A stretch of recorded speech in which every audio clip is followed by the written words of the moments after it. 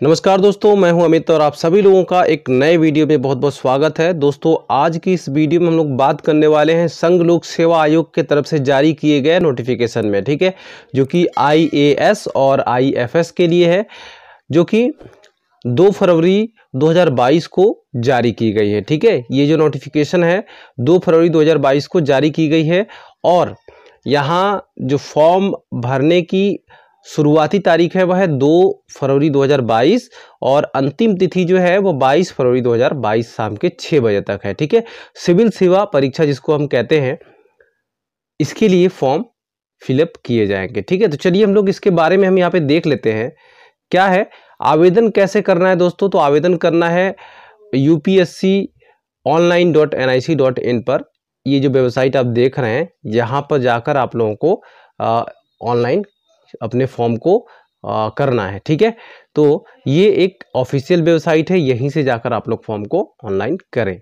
ठीक है, आवेदन पत्र भरने की अंतिम तारीख है 22 फरवरी 2022 शाम के 6 बजे तक। ठीक है, प्रवेश पत्र जो है ये अलग से नहीं भेजे जाएंगे, प्रवेश पत्र को डाउनलोड करना पड़ेगा। कहाँ से? तो upsconline.nic.in पर, यानी कि इस वेबसाइट पर ही जाके यहाँ पर आप लोग एडमिट कार्ड को डाउनलोड कर सकेंगे। ठीक है, गलत उत्तरों के लिए नेगेटिव मार्किंग यहाँ पर होता है। ठीक है, उम्मीदवारों के मार्गदर्शन हेतु सुविधा काउंटर बनाए गए हैं। ठीक है, तो उम्मीदवार अपने आवेदन पत्र, उम्मीदवारी आदि से संबंधित किसी भी प्रकार के मार्गदर्शन, जानकारी, स्पष्टीकरण के लिए कार्य दिवसों में प्रातः 10 बजे और 5 बजे के बीच आयोग परिसर में गेट C के निकट संघ लोक सेवा आयोग के सुविधा काउंटर पर व्यक्तिगत रूप से अथवा दूरभाष संख्या ये जो दिए गए हैं इन पर संपर्क करके प्राप्त कर सकते हैं। ठीक है, ये जो परीक्षा होगी दोस्तों, यानी कि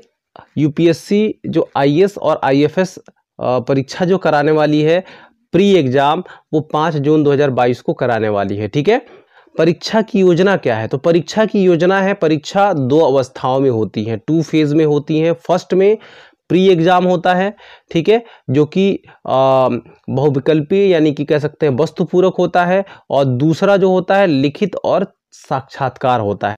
जब प्री एग्जाम कैंडिडेट पास कर लेता है तो वो एलिजिबल होता है मेन एग्जाम के लिए, जिसको मेंस कहते हैं। ठीक है, जिसको हम प्रधान एग्जाम कहते हैं, उसमें लिखित परीक्षा और साक्षात्कार होता है। ठीक है, पात्रता की शर्तें क्या है दोस्तों? तो पात्रता की जो शर्तें हैं, राष्ट्रीयता की अगर हम बात करें तो वो भारतीय प्रशासनिक सेवा, भारतीय विदेश सेवा और भारतीय पुलिस सेवा का उम्मीदवार भारत का नागरिक अवश्य हो।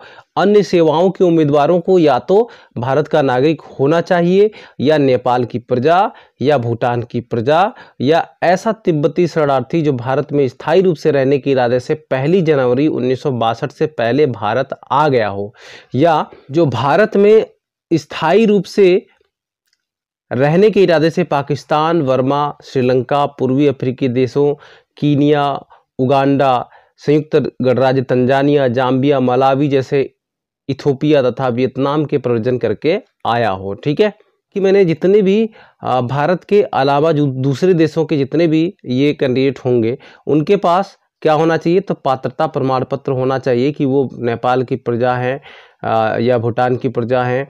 ठीक है, भारत के शरणार्थी हैं, इस तरीके का जो भी प्रमाण पत्र बनता है वो उनके पास होना चाहिए। ठीक है, चलिए हम आयु सीमा की बात कर लेते हैं। उम्मीदवार की आयु 1 अगस्त 2022 को 21 वर्ष की हो जानी चाहिए, किंतु 32 वर्ष की आयु से अधिक नहीं होना चाहिए। ठीक है, अर्थात उसका जन्म 2 अगस्त 1990 से पहले और 1 अगस्त 2001 के बाद का नहीं होना चाहिए। ठीक है, ऊपर बताई गई अधिकतम आयु सीमा में निम्नलिखित मामलों में छूट दी जाएगी। SC ST के कैंडिडेट को 5 वर्ष की छूट, और अन्य पिछड़ी श्रेणियों के उन उम्मीदवारों के मामले में अधिकतम 3 वर्ष तक जो ऐसे उम्मीदवारों के लिए लागू आरक्षण को पाने के लिए पात्र हैं, यानी कि OBC के जो हैं नॉन क्रीमी लेयर में आते हैं, उनको 3 वर्ष तक की छूट मिलेगी।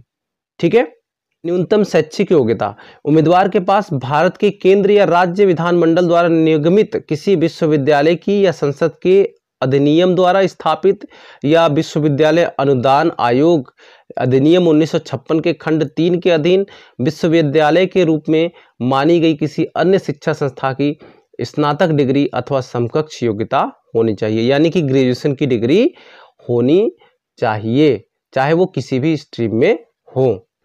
चलिए हम अवसरों की बात कर लेते हैं। यहाँ पर देखिए, अनुसूचित जाति और अनुसूचित जनजाति SC और ST के जो कैंडिडेट्स हैं उनको इस एग्जाम में बैठने की कोई सीमा नहीं है, कितनी बार भी बैठ सकते हैं, ठीक है।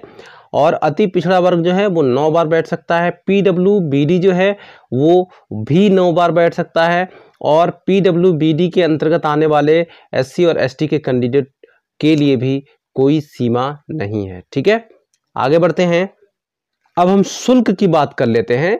जर्नल कैटेगरी में आने वाले कैंडिडेट्स को 100 रुपये फीस पेमेंट करना होगा, ठीक है।